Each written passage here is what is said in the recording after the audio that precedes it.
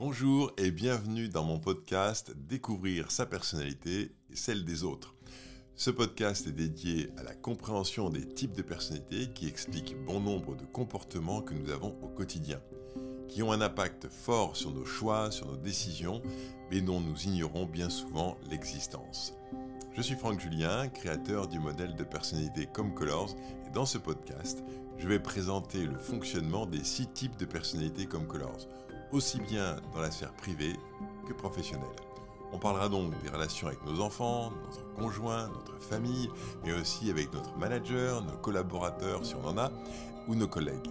Les comportements liés au type de personnalité sont présents tout au long de la journée, et cela peut être un vrai plus de les connaître, de les reconnaître, pour avoir des relations plus sereines. Vous pouvez retrouver plus d'informations sur le site comecolors.com ou en téléchargeant l'application ComeColors dans l'Apple Store ou Play Store. Vous pouvez également me suivre sur les réseaux sociaux Instagram, TikTok ou YouTube avec le nom Franck Supergreen. Belle découverte! Bonjour à tous, on se retrouve aujourd'hui pour un nouveau podcast où nous allons parler des émotions. Et alors évidemment, c'est un thème très très large et on va surtout aborder le trop d'émotions parce que évidemment, parler de toutes les émotions, il y en a tellement, ce serait un peu compliqué, mais on va quand même faire un éclairage dessus. C'est-à-dire qu'on va parler surtout du moment où l'émotion devient tellement forte qu'on perd ses moyens. C'est-à-dire qu'en fait, on n'arrive plus à se gérer ou à gérer la situation. Et bien sûr, pour regarder comment on gère ce trop-plein d'émotions, on va voir justement, comment on fait justement pour gérer ce trop-plein d'émotions. C'est bien de savoir qu'il y en a trop, parce que tout le monde le sait, quand ça arrive, c'est assez pénible. Mais comment est-ce qu'on peut gérer ça? Et donc, pour animer et avancer dans ce podcast, on va commencer par clarifier les différents types d'émotions. Ensuite, on verra quels sont les types d'émotions qui sont vraiment trop fortes. Et puis, on verra plus spécifiquement les émotions du type orange. Et je suis très heureux parce que j'ai Clara qui est avec moi aujourd'hui. Bonjour à tous, bonjour Bonjour Clara. Franck. Et Clara, tu m'accompagnes pour ce podcast et tu es toi aussi de type orange. Tout à fait. Voilà, et donc si tu veux bien, tout à l'heure, on regardera ensemble, un peu plus loin dans ce podcast, quel type d'émotion peut te parasiter ou te déranger, et voir, si en partant d'une situation que tu as vécue, comment on peut gérer ça au mieux.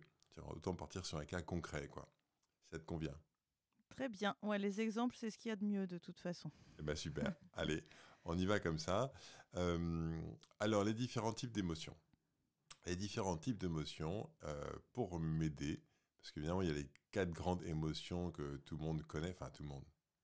Moi, dans mon métier de formateur, évidemment, on parle beaucoup de ça, qui sont la joie, la peur, la tristesse et la colère. On va dire que ces 4 émotions principales regroupent plein de nuances. Et donc, si on prend ces émotions, on va avoir des nuances. Donc, si on prend par exemple la peur est une émotion forte, mais on peut la vivre très intensément et à ce moment-là, ça va s'appeler de la terreur.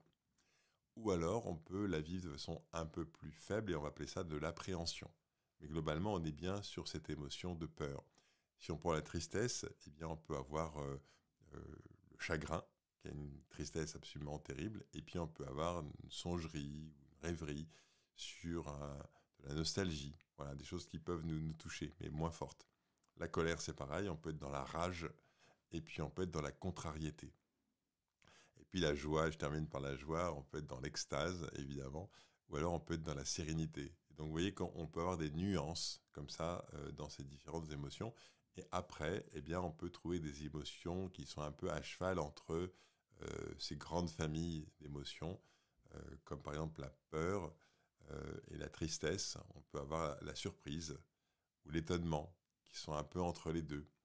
Voilà, on peut avoir, bon, je ne vais pas rentrer dans tout, mais par exemple, entre la tristesse et la colère, on peut mettre le dégoût, on peut mettre l'aversion, l'ennui. Voilà, c'est différentes choses.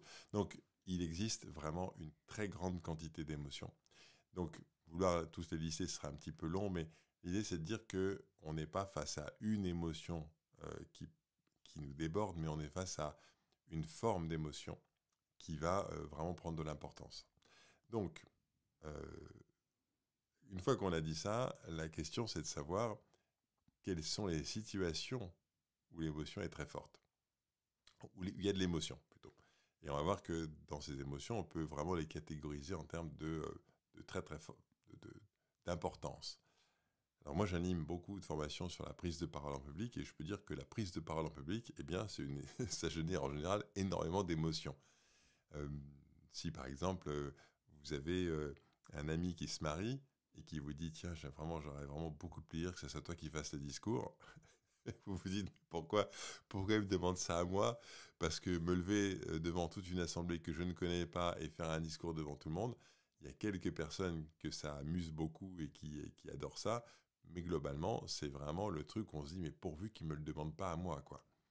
Parce que ça va générer un certain nombre d'émotions qui vont être alimentées par ces différentes émotions dont on a parlé, qui peut être la peur, l'inquiétude, voilà. Et donc ça, c'est quelque chose qui peut vraiment être très fort.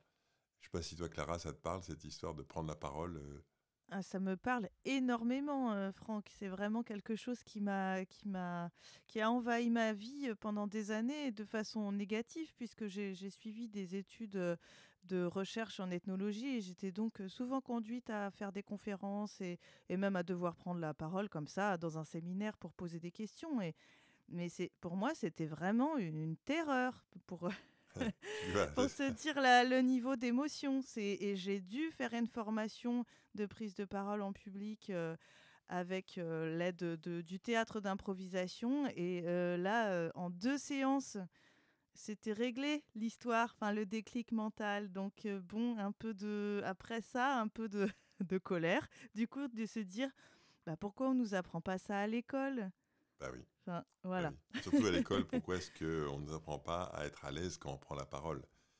Parce que souvent, alors je ne sais pas comment ça s'est passé pour toi, mais souvent l'instituteur ou institutrice envoyait l'enfant qui posait problème au tableau pour lui faire la peau, quoi. En gros, pour qu'il arrête de casser les pieds à la classe. Et donc du coup, comme il n'arrivait plus à le gérer, en général, c'est celui le mauvais élève qu'on voyait au tableau. Donc du coup, bah, c'était l'humiliation, c'était voilà. Et donc du coup, on se disait, mais si moi j'y vais, si c'est pour me faire attaquer comme ça, j'ai pas envie d'y aller. Donc en fait, il y a la peur, quoi, vraiment de prendre la parole. Et moi, j'avais été aux États-Unis à un moment, et puis je connaissais quelqu'un sur place qui m'a accompagné voir ses enfants le vendredi, les enfants présentés aux parents, voyons les parents qui ne travaillaient pas, les travaux de la semaine. Et on voyait les petits bouts de chou de 4 ans, de 8 ans, prendre la parole et présenter avec un micro sur une estrade. Et je me disais, mais si on apprend à parler à 3-4 ans avec un micro, une estrade et un public qui l'a arrangé, euh, et que ça va, ben, du coup, on comprend pourquoi il y a des populations qui ont vraiment beaucoup, beaucoup moins de problèmes à prendre la parole que d'autres, quoi. Ouais, c'est vraiment une histoire d'éducation, d'apprentissage. Ça, c'est vraiment, quel que soit, je pense, le niveau d'émotion qu'on peut ressentir, on a vraiment un parcours de progrès possible sur cette question. Absolument, absolument. Donc voilà, j'ai commencé par celui-là parce qu'on pourrait dire que il y a même des personnes qui ont fait des études et qui disent que la prise de parole en public arrive en deuxième position dans les peurs que les gens ont. La peur, c'est la peur de mourir, ça c'est la première peur. Et la deuxième peur, c'est la peur de prendre la parole en public. Pour dire à quel point, voilà, on peut avoir une émotion absolument énorme en prenant la parole. Alors, je vais parler d'autres types d'émotions, enfin de situations qui provoquent des émotions fortes. Ça peut être les conflits. Les conflits peuvent nous mettre en contact avec des émotions extrêmement fortes à l'intérieur de soi. Le manque de respect, l'humiliation, j'en parlais tout à l'heure quand on est humilié, la panique, la panique par rapport à une situation, par rapport à un événement. Le stress peut être également source d'une forte émotion. La peur d'être jugé, on revient sur prendre la parole dans un groupe, etc. La peur d'être jugé peut être aussi très fort. Être critiqué, et puis les différentes formes de frustration. Le manque de reconnaissance peut vraiment générer une émotion, l'impuissance, le désarroi. Ça peut être vraiment des moments forts comme ça. Alors évidemment, il peut y en avoir beaucoup d'autres. Mon objectif n'est pas d'aller faire la liste de tout, mais en gros, l'idée, c'est de voir qu'il y a effectivement 4 grandes émotions. Dans ces grandes émotions, il y a des nuances, et ensuite, il y a des situations qui vont faire émerger ces émotions voilà, en fonction des différentes situations. Alors, maintenant qu'on a dit ça, eh bien, je vous propose qu'on aille regarder plus en détail le type de personnalité orange. Vous savez que sur ce podcast, je vous parle beaucoup de types de personnalité. Alors évidemment, les émotions concernent tout le monde, pas spécialement un type, mais il y a un type de personnalité qui est le type orange, qui passe finalement sa journée, sa vie dans l'émotion, puisque c'est sa façon de rentrer en relation avec les autres, sa façon de percevoir le monde, c'est l'émotion. Et donc, ce sont des personnes qui ressentent énormément de choses, le positif comme le négatif, le bonheur, le malheur, la tristesse, la joie, toutes ces émotions sont là en permanence et constituent le mode de fonctionnement. Et donc, je suis ravi que Clara, tu sois avec nous, puisque tu es toi également, tu es de type orange. Et Tout à donc, fait, en dominante, oui. est-ce que tu veux nous parler un peu justement de cette... d'abord de l'émotion, qu'est-ce que ça veut dire d'être dans l'émotion comme ça, et puis ensuite peut-être la découverte de savoir que c'était un type de personnalité qui fonctionnait comme ça. Eh ben, écoute, pour moi, l'émotion, ça a toujours été fait partie de ma vie, hein. C'était, voilà, c'était à la fois une toile de fond et puis des pics, dans ma vie. Mais, c'est vrai que jusqu'à découvrir avec quand même pas mal de difficultés, hein. Il faut savoir que mon premier test, comme Colors était sorti, jaune et jaune. Mhm. Parce que j'avais sans doute déjà fait un petit chemin par rapport à des éléments du type orange, et donc je répondais non à certaines questions. Non, pas du tout, j'ai pas de mal à dire non. Enfin bon, ce genre de choses. Donc ça a biaisé en fait le questionnaire par rapport à la façon, le regard que j'avais sur moi. Mais une fois vraiment découvert le type orange et validé que c'était bon, même carrément ma couleur dominante, ça a changé une chose très importante. Bah, ça n'a pas changé le fait que je ressente des émotions, hein, ça évidemment pas. C'est super. Ça m'a permis de comprendre qu'il y avait des situations sociales où l'émotion est acceptée. Et donc, bon, là, en général, tout allait bien. Et que pour les situations sociales où l'émotion n'est pas acceptée, eh ben, c'est pas grave. J'avais le droit quand même, à minima, d'en ressentir, et puis aussi de l'exprimer, voilà, si j'en avais le besoin. Donc, ça a changé ça, en fait. Génial, Voilà. super. Merci parce que j'adore, parce que c'est exactement le but de l'approche comme Collant, c'est de permettre aux personnes d'être comme elles sont et de s'accepter comme ça et de faire avec, quoi. Et Mais ouais, donc, parce qu'il y a des émotions dites négatives. Alors déjà, quand on les ressent, c'est pas toujours agréable. Mais si en plus, il y a une pression sociale qui dit non, t'as pas le droit de pleurer, t'as pas le droit de... c'est encore plus horrible, en fait, que ressentir l'émotion elle-même. c'est ça, exactement. Et en fait, là, tu es en train de toucher, en disant ce que tu viens de dire, tu viens de toucher du doigt, finalement, le processus qui permet de mieux gérer ses émotions. Alors, je ne vais pas rentrer tout de suite dans le détail, mais est-ce que tu peux nous parler de situations, justement, où l'émotion, euh, bah, quand tu dis une émotion où tu n'as pas le droit d'avoir cette émotion, est-ce que tu peux donner un exemple concret, une situation où tu te retrouves avec une émotion que tu ne voudrais pas avoir, mais qui est là, quoi? Oui, alors je vais remonter assez loin, parce que c'est vrai que maintenant j'arrive à peu près. Mhm. J'arrive à peu près à mieux les gérer. Mais au début de mon pas au début de mon parcours d'étudiante, mais au début de mon parcours de thèse. Donc c'était un moment qui était entre la professionnalisation et les études. J'étais extrêmement angoissée et stressée, mais évidemment, on ne peut pas montrer toutes ces émotions quand on est en séminaire ou avec d'autres étudiants ou avec d'autres chercheurs. Et pourtant, je ressentais cette angoisse-là. Et le fait de mettre un couvercle dessus pouvait me conduire à presque à faire des malaises, en fait. Je me sentais mal, il fallait que je sorte, il fallait que je m'allonge, je pouvais quasiment m'évanouir. Et je Ah oui. pense que c'est pas la peur elle-même. Bah, on peut ressentir de l'inquiétude au début de sa vie professionnelle, etc. Mais c'est surtout le fait de pas avoir, ou d'avoir le sentiment que j'avais pas le droit de l'exprimer, qui faisait que c'était d'autant plus difficile. C'est ça. Eh ben, encore une fois, tu mets le doigt dessus. Donc on va y aller. Alors, d'abord, c'est intéressant ce que tu dis parce que quand on est moi, j'anime beaucoup de formations et en fait, je me rends pas compte que les personnes, je les interroge ou que je leur demande de se présenter simplement ou de dire ce qu'elles attendent de la formation, en fait, elles vivent à ce moment-là un truc très fort, quoi. Parce qu'il faut s'exposer, il faut parler de soi, il faut dire ce qu'on attend de la formation, donc il faut aller parler de choses un peu personnelles. Et donc, je suis toujours très attentif de faire attention d'être dans la douceur, dans la bienveillance, parce que, évidemment, derrière, il y a cette inquiétude de prendre la parole, de parler devant les autres, etc. Et toi, ce que tu décris, finalement, c'est d'être face à un public semi-professionnel, où normalement, on est entre pros, quoi. Et qu'est-ce que cette émotion qui débarque vient faire dans cet endroit-là? Et donc, du coup, tu sens que ce n'est pas l'endroit, qu'il ne faudrait pas que tu ressentes ça, qu'il ne faudrait pas que tu montres que tu ressentes ça. Et du coup, tu bloques, tu mets un couvercle dessus. Eh bien, en fait, quand tu dis ça, là, on va rentrer maintenant dans le processus pour arriver à gérer ses émotions. Le vrai problème, c'est ça.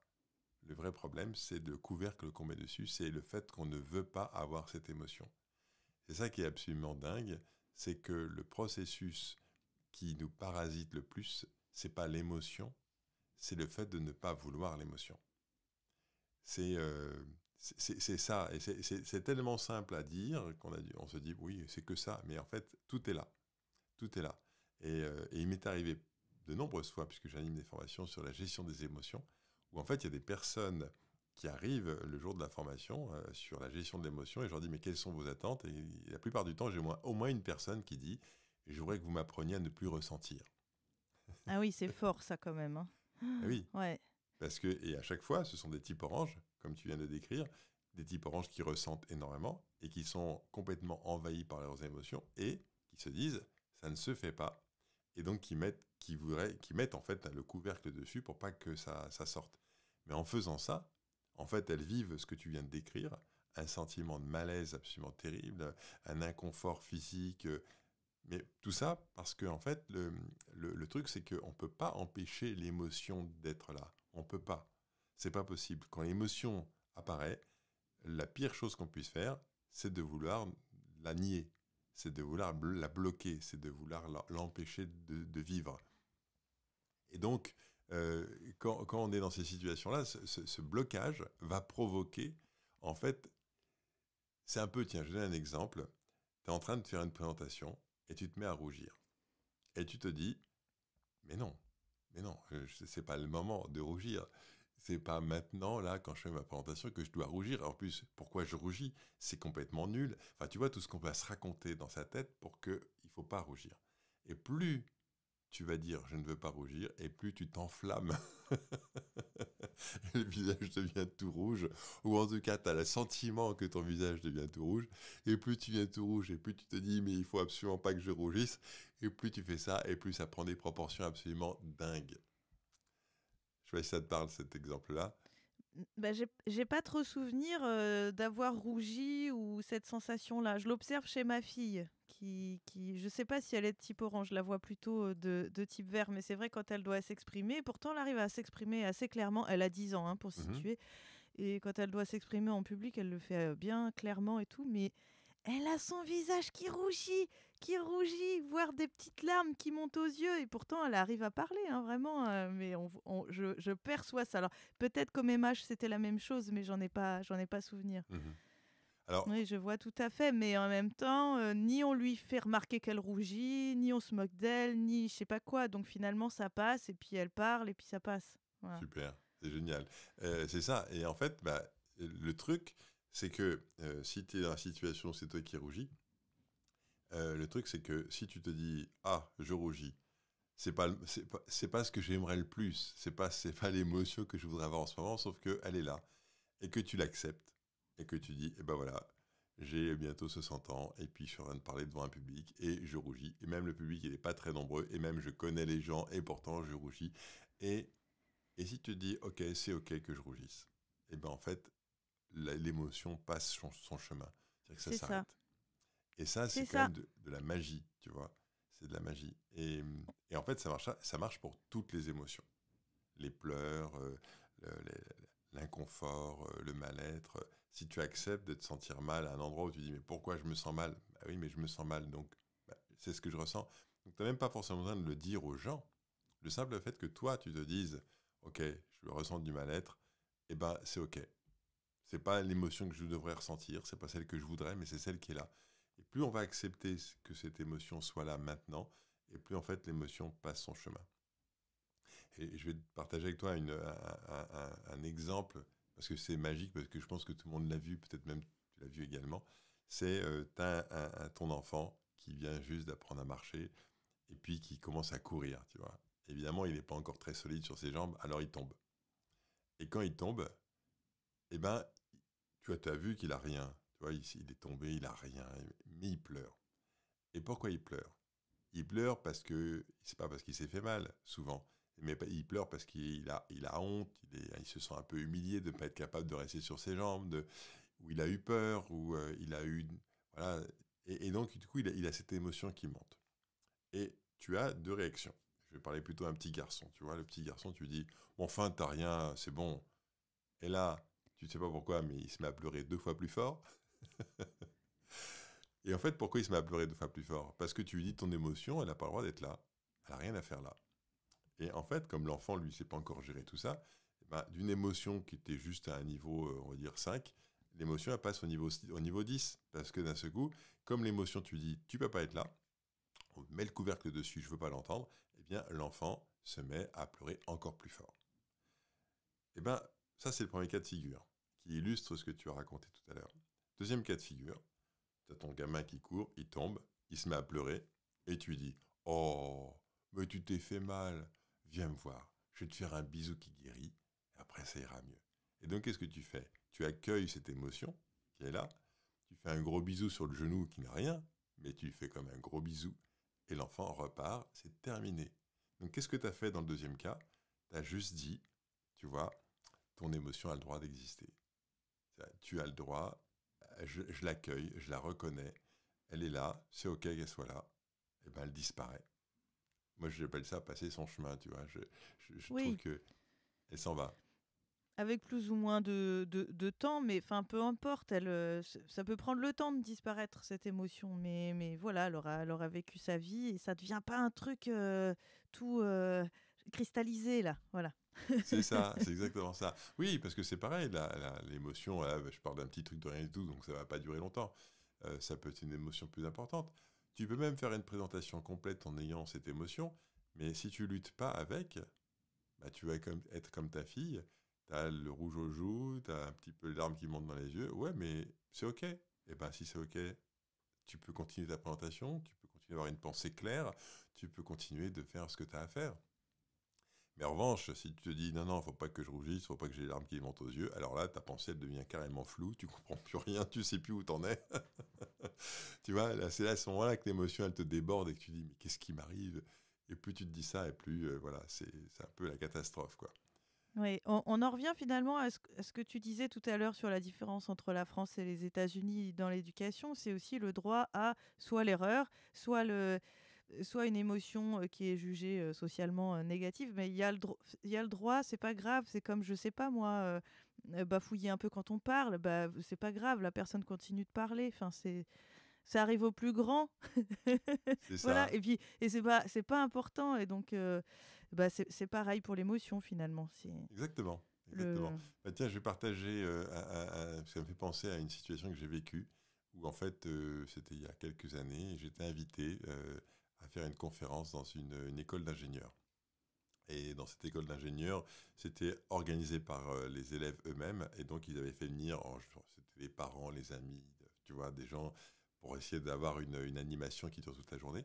Et donc, moi, j'interviens après un gars qui s'occupait de lever de fonds, tu vois, qui travaillait dans une banque, un autre qui s'occupait de fabriquer un Ziwi, c'était un Wi-Fi à courte portée. Et moi, j'interviens sur les perceptions. Et va savoir pourquoi. Le gars qui est avant moi, les 2 gars qui sont avant moi, il y a une salle de 300 places, tu vois, mais il y a à peu près 25, 50 personnes dans la salle. Donc moi, je suis hyper détendu. Je me dis, bon, je vais arriver, je vais faire mon truc, et puis voilà, je repars. Sauf qu'au moment où c'est moi qui vais intervenir, d'un seul coup, la salle se remplit. Elle se remplit, elle se remplit. Et il y a tellement plus de place que les gens commencent à s'asseoir dans les couloirs, dans les escaliers, tu vois. Et devant moi, pour plein de raisons, il y a une estrade, mais je ne peux pas monter sur l'estrade parce qu'il y a tout un truc qui est organisé. Donc je reste au pied de l'estrade. Et si j'avance mon pied d'un pas, je marche sur les pieds de la personne qui est au premier rang. Pour te dire que je suis acculé avec l'estrade derrière moi, des gens qui sont à, je sais pas, à 80 cm de moi, comme ça en randonnion, Et en plus, pour des raisons techniques, j'ai un écran qui est à 4 mètres de haut au-dessus de moi, que je ne vois pas. J'ai mon ordinateur pour des problèmes de branchement qui se trouve à peu près à 5 mètres sur le côté droit. Et j'ai donc une zapette pour faire passer les slides. Et dans l'autre main, j'ai un micro. Et je ne peux pas dire qu'à cette époque-là, j'étais habitué à parler avec un micro. Donc, je démarre ma présentation très sûr de moi, tu vois, très tranquille, en me disant, bon, bah, je connais mon sujet, voilà. Et je commence à ressentir une émotion de fou. J'ai le cœur qui se met à taper, mais je ne sais pas quel rythme cardiaque, mais très très fort. Je commence à avoir des problèmes pour déglutir. Et je me dis, c'est quand même dingue, je suis quelqu'un qui donne des formations sur la prise de parole en public pour gérer tout ça, tu vois. Et je suis devant toutes ces personnes et je me dis, mais je suis en train de foirer ma présentation, mais je vais complètement rater. Et j'avance, et je me dis, mais là, ma pensée est de moins en moins claire, je commence à faire des efforts, je commence à ramer, et je me dis, mais tu vas te planter. Et à ce moment-là, je me dis, allez, applique ce que tu dis en formation, je m'arrête, je laisse les bras ballants, tu vois, j'ai 350 personnes qui me regardent, je souris, et j'attends.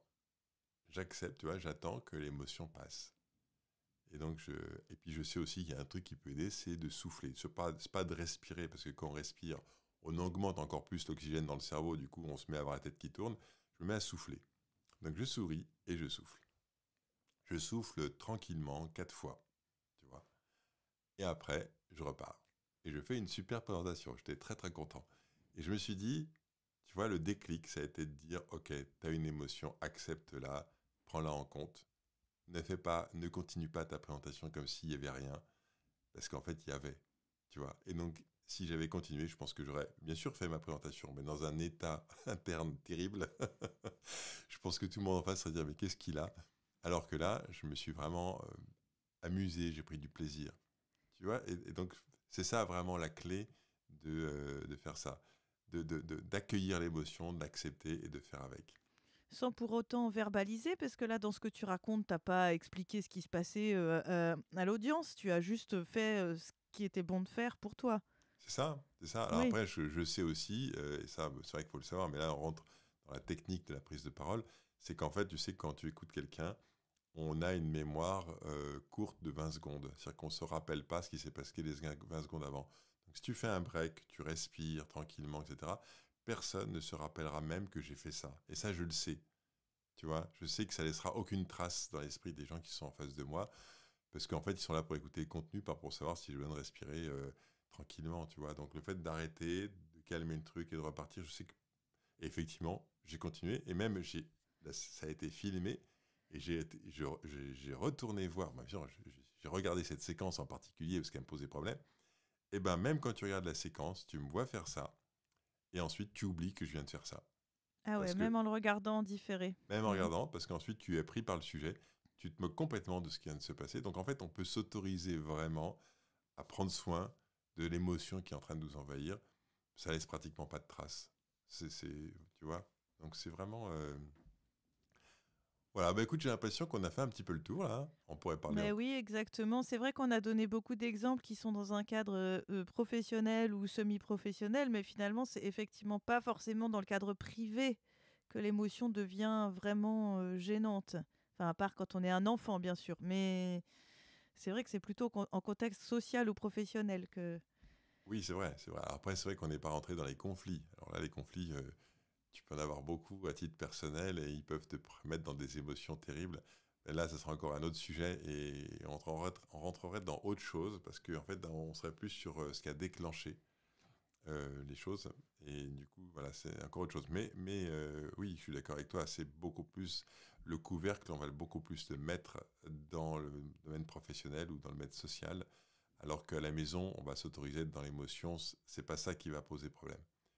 C'est d'autres choses voilà, qui vont être à l'origine de l'inconfort. Donc, allez, on va clôturer ce podcast si ça te convient. Euh, donc en fait, vous voyez que l'émotion est partout, elle est permanente. On vit toute la journée avec ces émotions et on a vu que les types orange, eux, le vivent en permanence. C'est quelque chose qui est là tout le temps. Mais que vraiment, c'est l'acceptation de soi qui fait vraiment la différence. Vous voyez que dans ce podcast, je répète tout le temps la même chose.